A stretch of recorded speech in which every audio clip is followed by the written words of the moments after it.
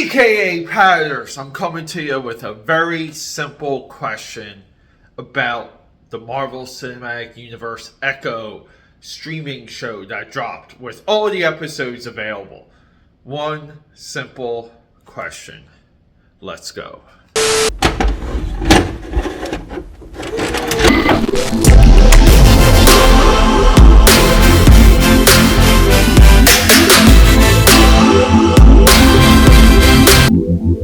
AKA Patters, what's up? Here, AKA Patters. I just want to show you this. This is what held me up last night. This is why I didn't do a stream, because I went into a deep analysis of Trial by Fire, my comic book. The beginning, how you're introduced to the really big concepts. And I decided the introduction wasn't clear enough. So now we have two 9-panel grids that I had to write. So that's what I was doing last night. Excuse me for being obsessive on my years late crowdfunding comic book that I think barely even broke $1,000. But people, here it is, Echo.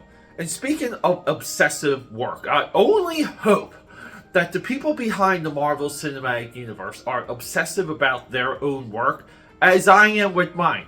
Could you imagine if the Marvel Cinematic Universe held Echo up? I mean, let's just say Echo was done, and then we know it was redone, and then redone. And this went on for years. I'm talking an eyes wide shut level production rollout with nothing but news about it every single week. Controlling the news cycle, if you will. I wish that was true. But when it comes to Echo, the show got made. Kevin Feige supposedly saw it.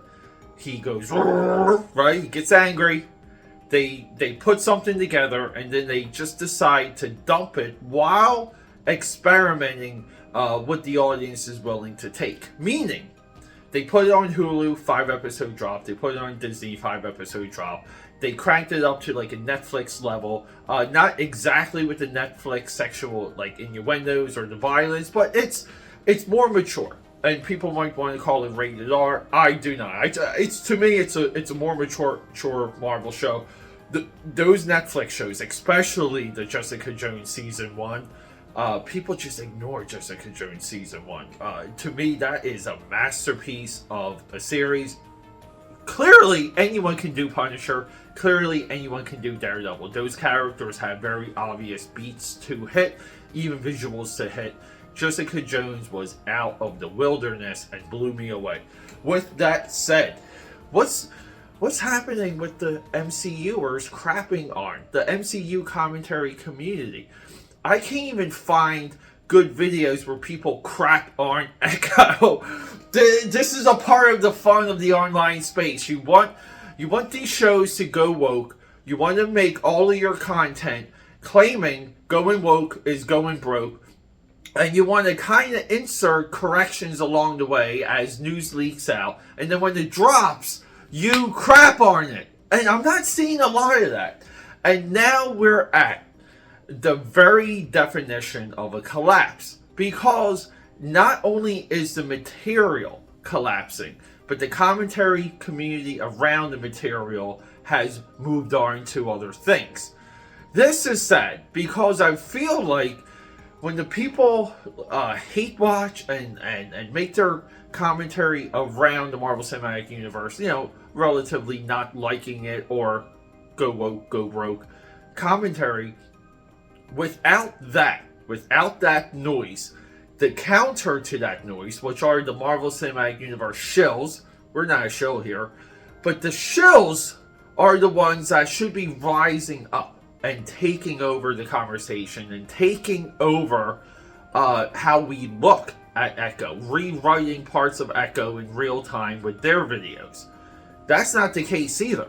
There's zero push for Echo.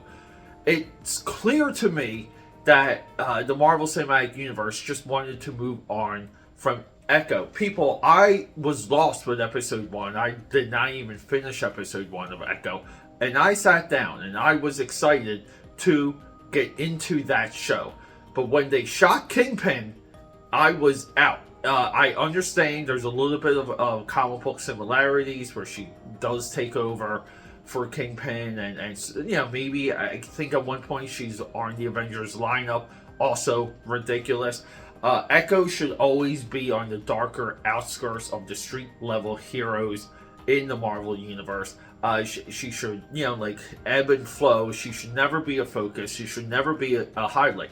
Echo works best as a counter to popular established characters because Echo herself is a challenging concept, is a challenging idea, but it's a fantastic visual, and that's what we love about comic books. We love the bombastic, we love the big visuals, we love the ridiculous ideas. Echo works best in that environment. Echo should not be built into a crime boss. I believe that's where the show goes, but I also know Kingpin gets shot in the head and then comes back, so we have everything we hated about the Obi-Wan series coming back to bite us in the butt. And my final question. Okay, I lied. Intro said one question. Here's the second question. Why isn't Echo hot? What the heck? People, the girl from Mission Impossible, the one that dies in Dead Reckoning, like Tom Cruise's like in and out love interest, whatever that girl's name is, she is so freaking beautiful.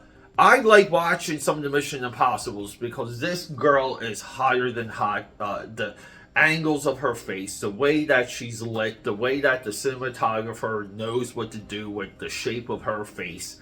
People, the girl is so beautiful to look at. And I just feel like Echo, if you're going to remove her leg, right, you're going to make her mute, or not make her mute, you're going to stay in canon to make her mute, which is the right choice, by the way. But if you're going to do these things, and then we're not going to get a visually stunning show, and it should be visually stunning, because we need to make up the the sign language. It's hard to have a show with sign language. I'm sorry, that's another reason why I zoned out. Can we have a hot Echo, though? Echo should be smoking. Echo should be, you should look at Echo and be like, you know what? I'm learning sign language. Where are these Echo girls out there in the real world? Echo's not hot, but Echo is a deadly assassin. And then we're going to heighten the fantasy of her power, her skills, and what she can do against a MAN. And we're going to have that for suspension of disbelief and go along for the ride. Because it's fantasy, right? Give me something fantastic to look at along the way to help swallow that jagged little pill. Alanis Morissette reference, by the way. AKA Padders, where is the Echo commentary? It's completely gone.